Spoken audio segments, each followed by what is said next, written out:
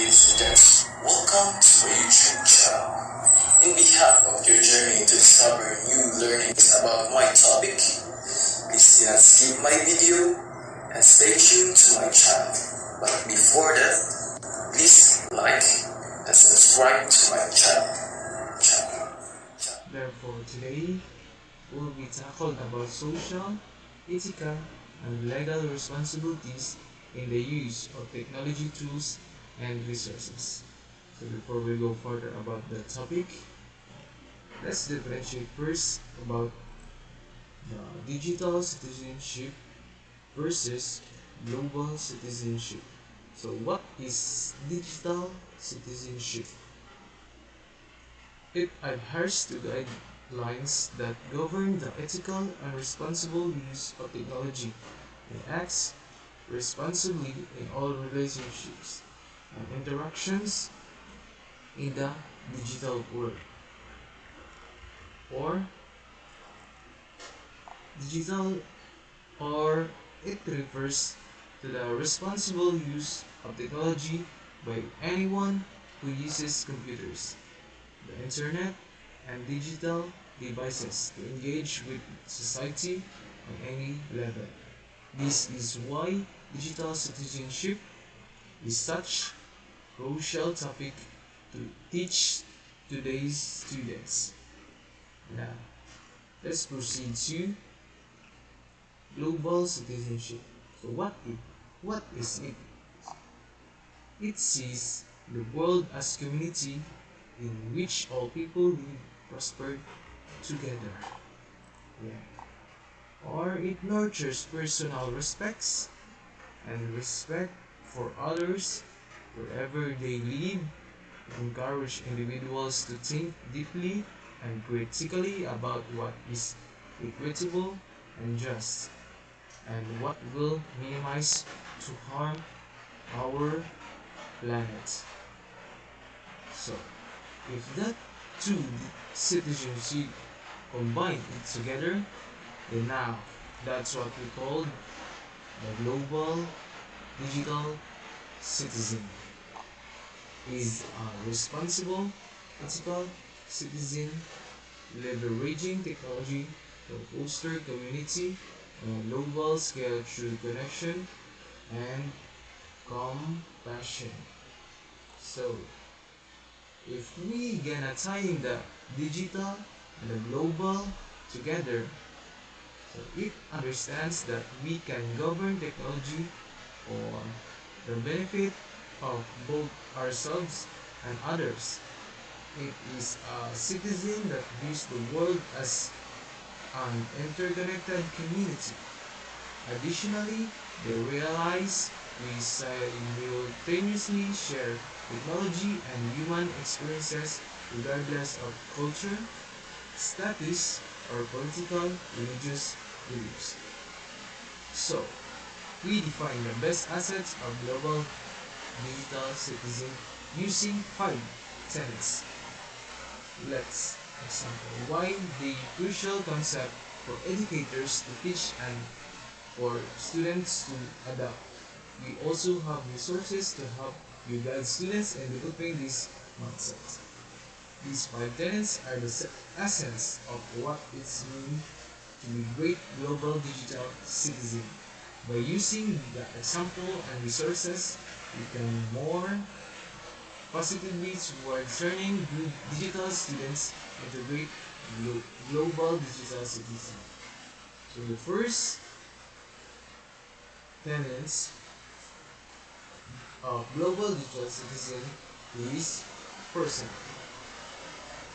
Personal responsibility includes demonstrating how we manage ourselves in manners such as personal finance, ethical and moral boundaries, personal health and wellness, and relationship of every kind, but online or offline.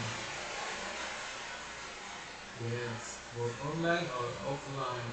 Then, for the students, this kind of responsibility means taking ownership of his her learning, developing a sense of accountability for lifelong learning when our students prepares them for the workplace.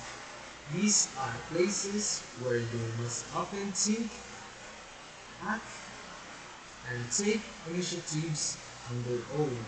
Encouraging this in the classroom as early as possible can help students develop high-level critical thinking and problem-solving abilities that assist them in every aspect of their lives. So next, the second tenet is the global citizenship.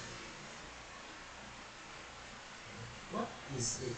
So the global digital citizenship understands that technology was dissolved boundaries between all the world's people, or we now communicate, collaborate, and celebrate across all levels of society.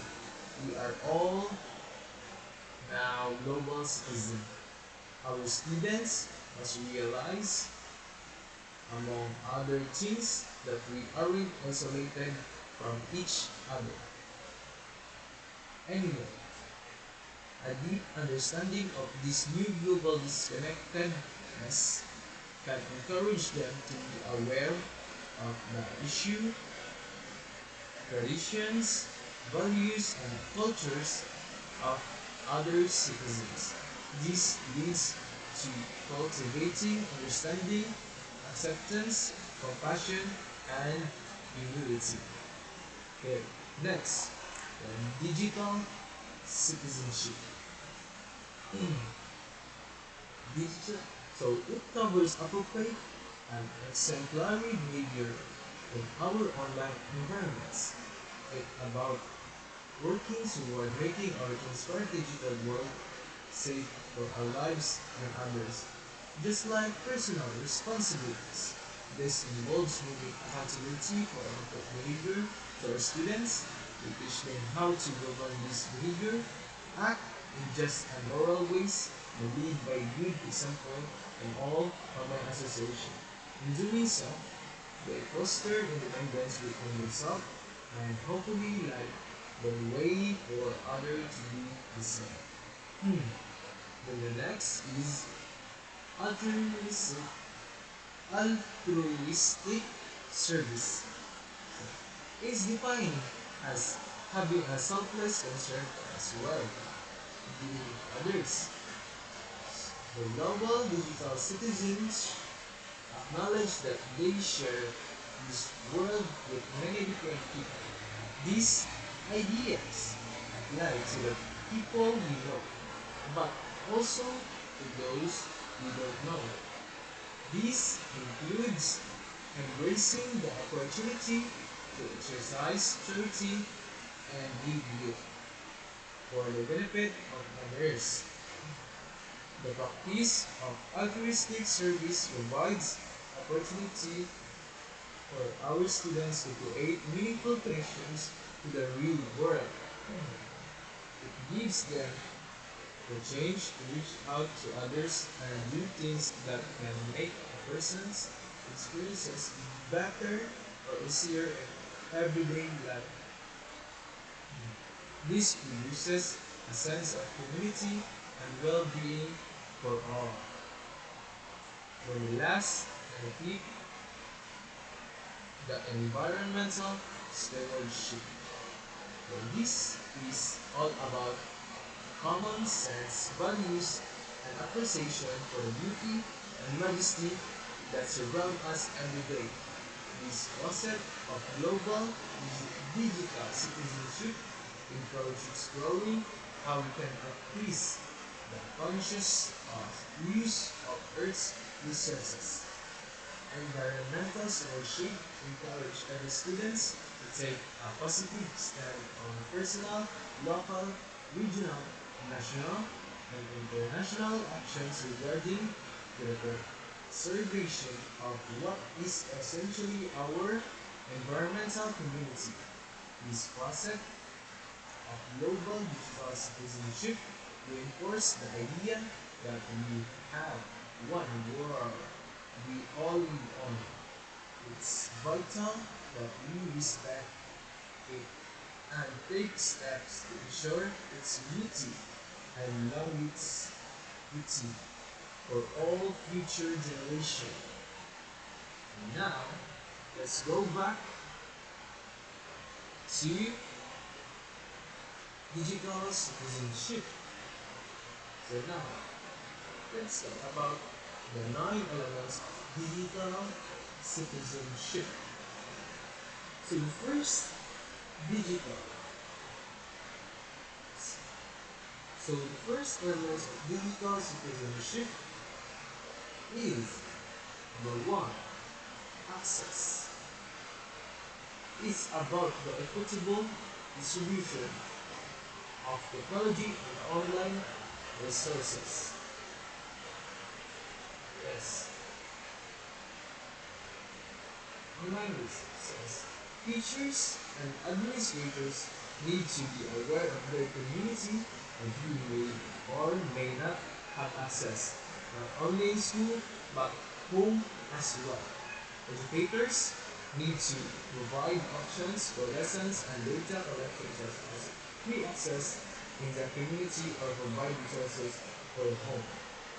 Next, digital commerce or the or it is the electronic buying and selling of goods and only focuses the tools,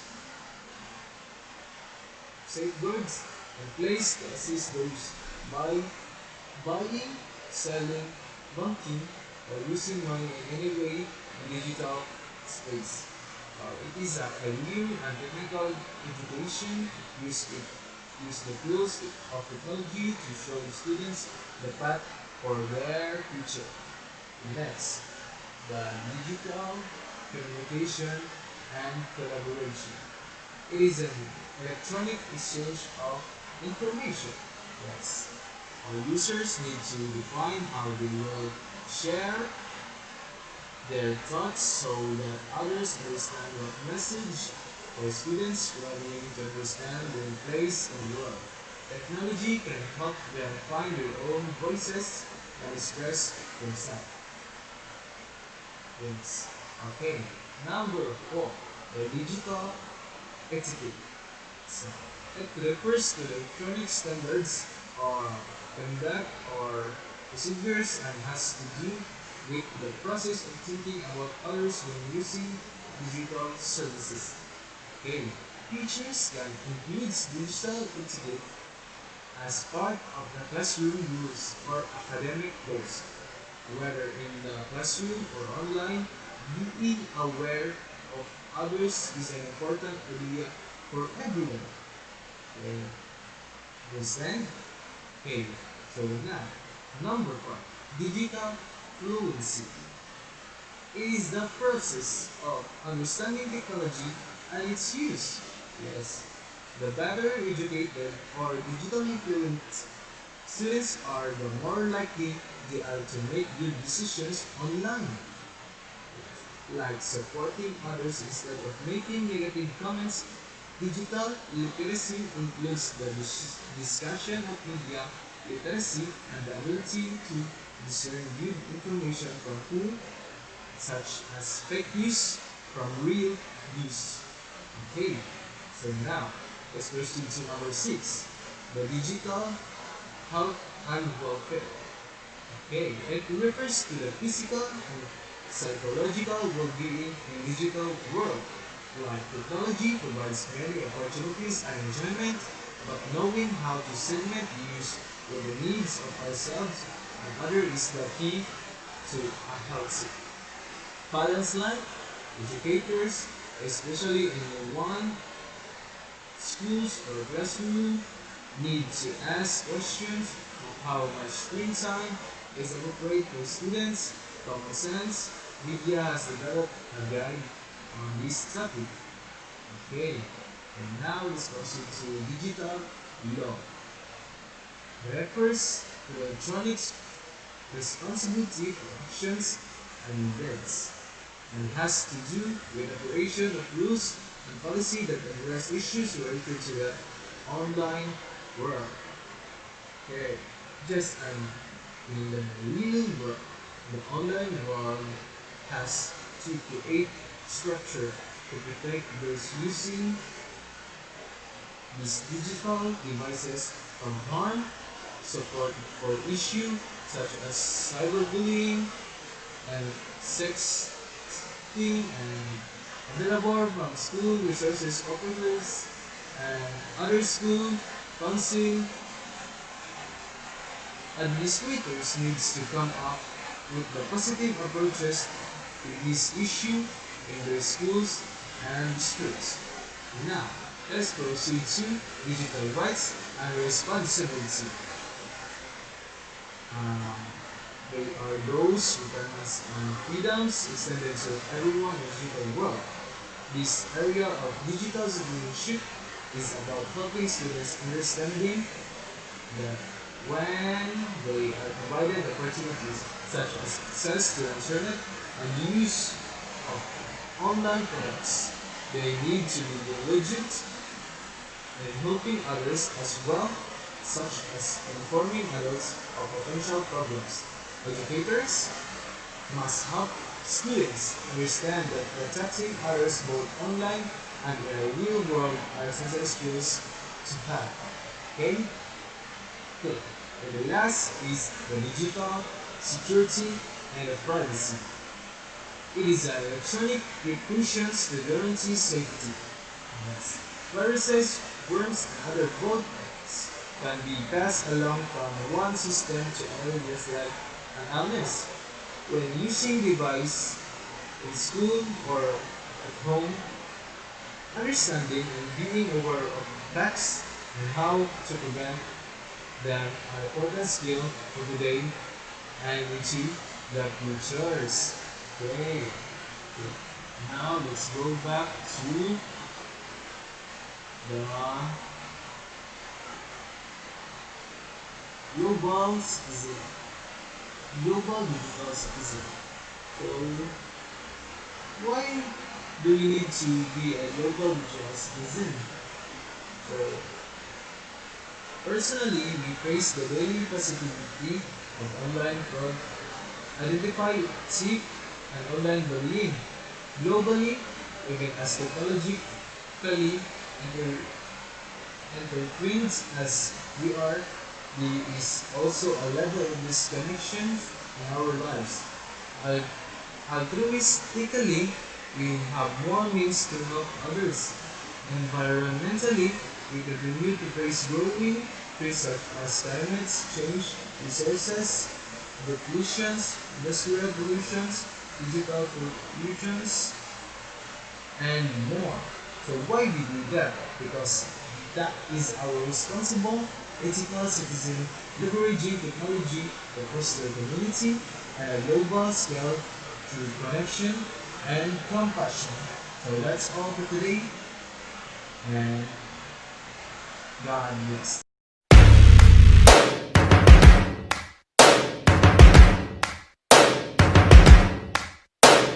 First thing